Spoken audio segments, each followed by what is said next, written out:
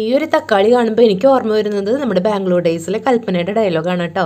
അമേരിക്കയിലെ തക്കാളിക്കൊക്കെ മത്തങ്ങയുടെ വലുപ്പമുണ്ട് ഇത്രയെന്ന് പറയുന്നില്ലേ, അതുപോലെ തന്നെ ഒരു തക്കാളിയുടെ വലുപ്പമാണ് എൻ്റെ ഒരു കൈയുടെ ഉള്ളിൽ വലിയൊരു തക്കാളി.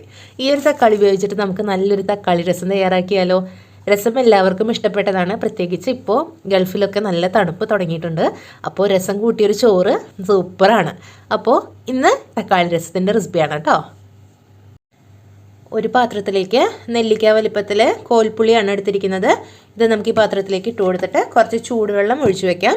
ഇതൊന്ന് നമുക്ക് പിഴിഞ്ഞെടുക്കാനുണ്ട്. രസത്തിലേക്ക് കോൽപ്പുളി ആവശ്യമുണ്ട് കേട്ടോ. അപ്പോൾ ഇതൊന്ന് നമുക്ക് വെള്ളത്തിൽ കുറച്ച് നേരം കുതിർത്ത് വെക്കാം. അപ്പോൾ അതിൻ്റെ നല്ല പുളിയൊക്കെ നന്നായിട്ട് ഇറങ്ങി വരും. നമ്മൾ രസം തയ്യാറാക്കാനുള്ള ഇൻഗ്രീഡിയൻസ് ഇവിടെ റെഡിയാക്കിയിട്ടുണ്ട്. ഇതൊരു തക്കാളീനെ ഞാൻ നേരത്തെ കാണിച്ചില്ല, ഒരു വലിയ തക്കാളീനെ അരിഞ്ഞെടുത്തിരിക്കുന്നതാണ്. കുറച്ച് മല്ലിയില എടുത്തിട്ടുണ്ട്. ഒരു 4 വലിയ വെളുത്തുള്ളിയാണ് കേട്ടോ, അതുകൊണ്ടാണ് ഒരു 4 എണ്ണം വലുതെടുത്തിരിക്കുന്നത്. അതുപോലെ 2 പച്ചമുളക്, ഒരു ചെറിയ കഷ്ണം ഇഞ്ചി. ഈ വെളുത്തുള്ളി, പച്ചമുളക്, ഇഞ്ചിയെ നമുക്കൊന്ന് ചതച്ചെടുക്കണം. നമ്മൾ ഇഞ്ചി, വെളുത്തുള്ളി, പച്ചമുളക് ഇവിടെ ചതച്ചെടുത്തിട്ടുണ്ട്. ഇനി നമുക്ക് എങ്ങനെയാണ് രസം തയ്യാറാക്കുന്നത് നോക്കാം. രസം തയ്യാറാക്കുന്നതിന് വേണ്ടിയിട്ട് ഒരു ചട്ടി അടുപ്പത്തേക്ക് വെച്ച് കൊടുത്തിട്ടുണ്ട്. ചട്ടി ചൂടായി വരുന്ന സമയത്ത് അതിലേക്ക് കുറച്ച് വെളിച്ചെണ്ണ നമുക്ക് ചേർത്ത് കൊടുക്കാം. വെളിച്ചെണ്ണ ഒന്ന് ചൂടായി വരുമ്പോൾ നമ്മൾക്ക് അതിലേക്ക് ആദ്യം ചേർക്കേണ്ടത് കടുകാണ്. ഒരല്പം കടുക് നമുക്ക് ചേർത്ത് കൊടുക്കാം.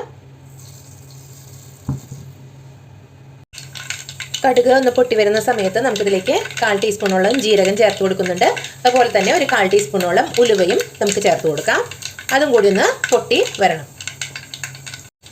ഇപ്പോൾ നമ്മുടെ കടുകും ഉലുവയും ജീരകവും ഒക്കെ നന്നായിട്ട് മൂത്ത് വന്നിട്ടുണ്ട്. ഈ സമയത്ത് നമുക്കിതിലേക്ക് 3 വറ്റൽമുളക് ചേർത്ത് കൊടുക്കുന്നുണ്ട്. തീ കുറച്ച് വെച്ച് കൊടുത്തതിന് ശേഷം വേണം വറ്റൽമുളക് ചേർത്ത് കൊടുക്കാൻ, അല്ലെങ്കിൽ പെട്ടെന്ന് കരിഞ്ഞു പോകും. ഈ സമയത്ത് നമുക്കിതിലേക്ക് നമ്മൾ ചതച്ച് വെച്ചിരിക്കുന്ന ഇഞ്ചി, വെളുത്തുള്ളി, അതുപോലെ പച്ചമുളക് ഇതിലേക്ക് ചേർത്തിട്ട് നന്നായിട്ട് ഇളക്കി കൊടുക്കാം. ഇഞ്ചി, പച്ചമുളക്, വെളുത്തുള്ളി ചതച്ചതിൻ്റെ ആ പച്ചമണം മാറുന്നത് വരെ നന്നായിട്ടൊന്ന് ഇളക്കി കൊടുക്കണം കേട്ടോ. നന്നായിട്ട് അതിൻ്റെ പച്ചമണം മാറുന്നത് വരെ നമുക്കിതൊന്ന് ഇളക്കി യോജിപ്പിച്ച് കൊടുക്കാം. ഈ സമയത്ത് തന്നെ നല്ലൊരു സ്മെല്ല് വരുന്നുണ്ട്. ആ ജീരകത്തിൻ്റെയും ഉലുവയുടെയും കടുകിൻ്റെയും അതുപോലെ തന്നെ ഇഞ്ചിയുടെയും പച്ചമുളകിൻ്റെയും ഒക്കെ ആ ഒരു നല്ലൊരു മണം ഇപ്പോൾ വരുന്നുണ്ട്. ഇതൊന്ന് ആ പച്ചമണം മാറുന്നത് വരെ നന്നായിട്ട് ഇളക്കി കൊടുക്കാം കേട്ടോ. അപ്പോൾ അതിൻ്റെ പച്ചമുളകൊക്കെ ഒന്ന് മാറി നന്നായി മുരിഞ്ഞു വന്നിട്ടുണ്ട്. ഈ സമയത്ത് നമുക്കിതിലേക്ക് അരിഞ്ഞു വെച്ചിരിക്കുന്ന തക്കാളി ചേർത്ത് കൊടുക്കാം. നന്നായിട്ട് ഇതൊന്ന് ഇളക്കി യോജിപ്പിച്ച് കൊടുക്കുക. തക്കാളി നന്നായിട്ടൊന്ന് ഉടഞ്ഞു വരണം കേട്ടോ. അതുവരെ നന്നായിട്ടൊന്ന് ഇളക്കി കൊടുക്കാം. ഈ സമയത്ത് നമുക്കിതിലേക്ക് കുറച്ച് കറിവേപ്പില ചേർത്ത് കൊടുക്കാം. അതോടൊപ്പം തന്നെ ഇതിന് ആവശ്യത്തിനുള്ള ഉപ്പ് നമുക്ക് ഈ സമയത്ത് ചേർത്ത് കൊടുക്കാം. പാകത്തിന് ഉപ്പ് ചേർത്ത് കൊടുക്കുന്നുണ്ട്. നന്നായിട്ടൊന്ന് വാട്ടിയെടുക്കാം. തക്കാളിയൊക്കെ നന്നായിട്ട് വെന്തുടഞ്ഞു വന്നിട്ടുണ്ട്. ഈ സമയത്ത് ഇതിലേക്ക് ആവശ്യമായിട്ടുള്ള മസാലകൾ നമുക്ക് ചേർത്ത് കൊടുക്കാം. 1 ടീസ്പൂണോളം മല്ലിപ്പൊടി ചേർത്ത് കൊടുക്കുന്നുണ്ട്. അതുപോലെ തന്നെ ഒരു 1/2 ടീസ്പൂണോളം മുളക് പൊടി ചേർത്ത് കൊടുക്കുന്നുണ്ട്. ഒരു 1/2 ടീസ്പൂണോളം മഞ്ഞൾപ്പൊടിയും ചേർത്ത് കൊടുക്കുന്നുണ്ട്. ഇതിനെ നന്നായിട്ടൊന്ന് ഇളക്കി യോജിപ്പിച്ച് കൊടുക്കാം.